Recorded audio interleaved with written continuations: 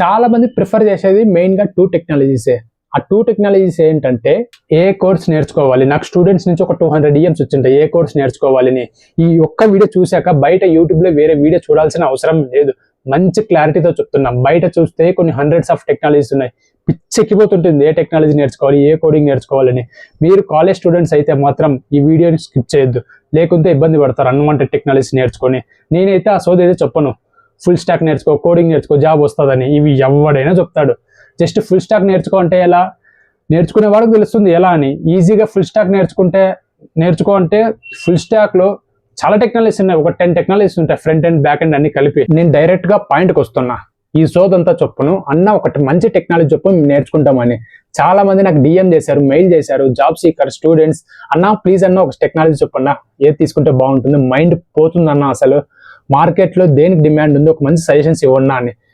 వీలు ఉన్నంత వరకు, పాసిబుల్ ఉన్నంత వరకు చాలా మందికి రిప్లై ఇచ్చా, బట్ అందరికీ ఇవ్వలేను. ఈ వీడియో మీకోసమే. ఒక 6 టెక్నాలజీస్ లిస్ట్ చెప్తున్నా. ఫస్ట్ది అయితే Python, next Java, .NET, JavaScript, C++, C#, TypeScript కూడా. TypeScript means it's totally JavaScript only, ఇది ఒక టైప్ ఉంటుంది అంతే. ఇంకా గో లాంగ్వేజ్ కూడా నేర్చుకోవచ్చు. మెయిన్గా అయితే ఈ 6 లాంగ్వేజెస్ ఇదే చాలా ఇంపార్టెంట్. పోతున్న టెక్నాలజీస్లో ఈ లిస్ట్లో మెన్షన్ అయితే ఈ 6 ప్రోగ్రామింగ్ లాంగ్వేజ్లో ఒక్కటి ఉంటే చాలు, కళ్ళు మూసుకొని బ్లైండ్గా నేర్చేసుకో. బట్ దాని రిలేటెడ్ ఫ్రేమ్వర్క్ కూడా ఒకటి నేర్చుకోవాల్సి వస్తుంది. Python or Java or C++ or .NET. Front ఎండ్లో అయితే జావా స్క్రిప్ట్. ఎవరెన్ని చెప్పినా పట్టించుకోవద్దు. ఇంకా అడిగారు, బ్రో మీరే ఒక కోర్స్ లాంచ్ చేయొచ్చు కదా ఏదైనా ప్రోగ్రామింగ్ లాంగ్వేజ్ అని. చేస్తా. అందులో అయితే నో డౌట్ ఒక మంచి డిమాండెడ్ ఉన్న టెక్నాలజీ మీకోసం ఒక కోర్స్ అయితే లాంచ్ చేస్తా. కొంచెం టైం పడుతుంది, అడ్జస్ట్ చేసుకొని దాన్ని బట్టి నేను కూడా ఒక కోర్స్ అయితే లాంచ్ చేస్తా. ఆ లోపు మన సబ్స్క్రైబర్ గ్రోత్ కూడా పెరగాలి. ఈ 6 టెక్నాలజీస్కి ఫ్యూచర్ ఉంటుందా బ్రో అంటే అబ్సల్యూట్లీ ఫ్యూచర్ ఉంటుంది. రేపు పొద్దున నేనే బై మిస్టేక్గా పైథాన్ నేర్చుకోవద్దు, జావా నేర్చుకోవద్దు, కెరియర్ ఉండదు, C++ నేర్చుకోవద్దు, జావా స్క్రిప్ట్ నేర్చుకోవద్దు అని బై మిస్టేక్గా చెప్పినా సరే నన్ను కూడా నమ్మొద్దు. అంత కాన్ఫిడెంట్గా చెప్తున్నా. కన్ఫ్యూజన్ ఏమొద్దు. టెక్నాలజీస్ కూడా షిఫ్ట్ అవ్వద్దు. జావాకి ఇంటర్వ్యూ కాల్స్ లేవని జావా స్క్రిప్ట్ షిఫ్ట్ అవ్వడం, పైథాన్కి షిఫ్ట్ అవ్వడం, C++కి షిఫ్ట్ అవ్వడం, అలా ఏం చేయొద్దు. పైథాన్కి ఇంటర్వ్యూ కాల్స్ లేవని కొంతమంది ఏవేవో సంబంధం లేని టెక్నాలజీకి షిఫ్ట్ అవుతుంటారు. ఎవడో ఏదో చెప్పాడని మీరు మాత్రం షిఫ్ట్ అవ్వద్దు. నువ్వు చేంజ్ చేసుకోవద్దు. అనవసరంగా మీ టైం అండ్ మనీని అయితే అస్సలు వేస్ట్ చేయొద్దు. ఒక్క ప్రోగ్రామింగ్ లాంగ్వేజ్ నేర్చుకొని దానికి ఒక ఫ్రేమ్వర్క్ నేర్చుకో చాలు, అంతే చాలు. ఈ వీడియో ఎవరైనా కొత్తగా చూస్తుంటే ప్రతి ఒక్కరూ మన ఛానల్ని సబ్స్క్రైబ్ చేసుకోండి. కార్పొరేట్ లైఫ్లో జరుగుతున్న ప్రతి టిప్, డార్క్ సీక్రెట్ మన సబ్స్క్రైబర్స్తో షేర్ చేస్తాను. నువ్వు విలేజ్ బ్యాక్గ్రౌండ్ అయినా, మిడిల్ క్లాస్ బ్యాక్గ్రౌండ్ అయినా, స్టూడెంట్స్ అయినా, IT ప్రొఫెషనల్ అయినా, అమ్మాయి అయినా, అబ్బాయి అయినా, డిఫరెన్స్ లేకుండా ప్రతి ఒక్కరూ సబ్స్క్రైబ్ చేసుకోండి. ఒక టైం వచ్చాక నా సబ్స్క్రైబర్స్ అందరూ ఒక టాప్ పొజిషన్లో ఉండాలి.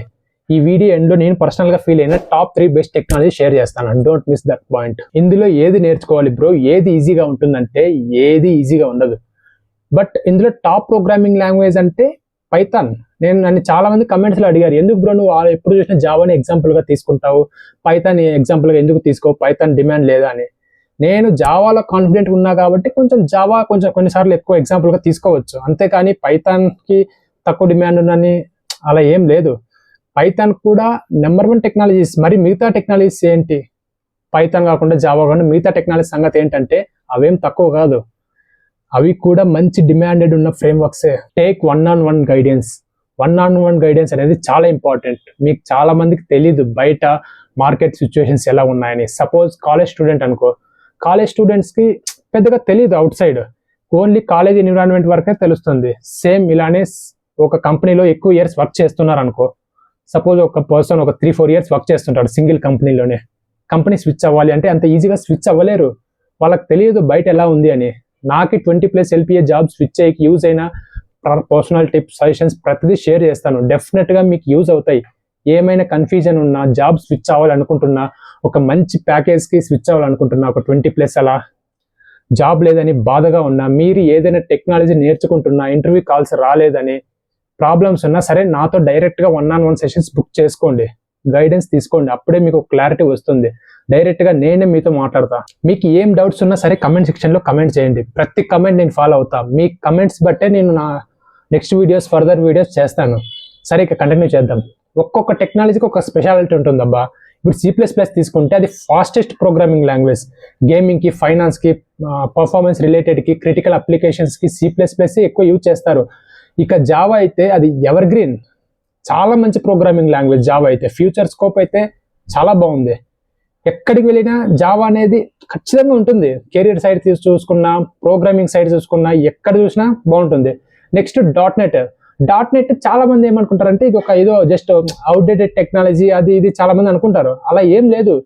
ఫినాన్స్ ప్రాజెక్ట్స్లో, ఎంటర్ప్రైజ్ అప్లికేషన్స్లో, ప్రొడక్ట్ బేస్డ్ కంపెనీస్లో చాలా వరకు డాట్ నెట్ యూజ్ చేస్తారు.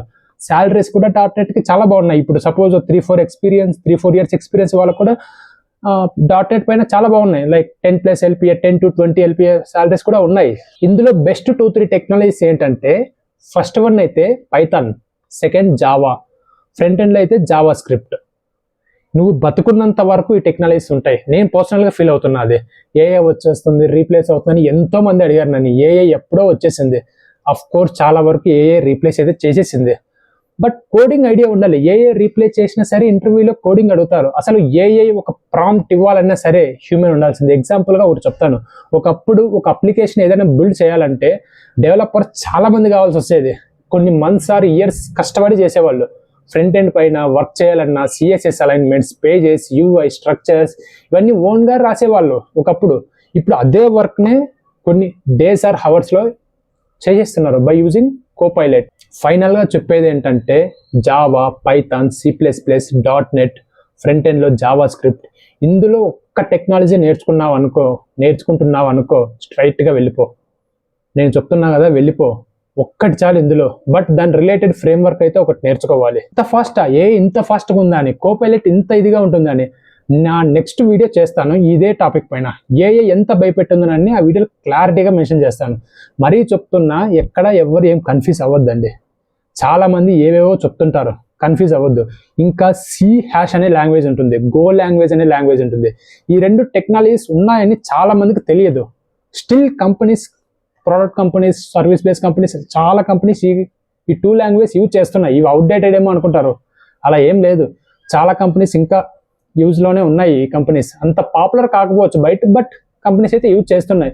నువ్వు ఒక ప్రోగ్రామింగ్ లాంగ్వేజ్ నేర్చుకుంటే ఇంకో ప్రోగ్రామింగ్ లాంగ్వేజ్ నేర్చుకున్నాక నీకు పెద్ద టైం తీసుకోదు. నీకు ఆల్రెడీ లాజిక్స్ అన్ని ఆల్రెడీ మైండ్లో ఫిక్స్ అయిపోయి ఉంటాయి, ఎక్కువ టైం తీసుకోదు.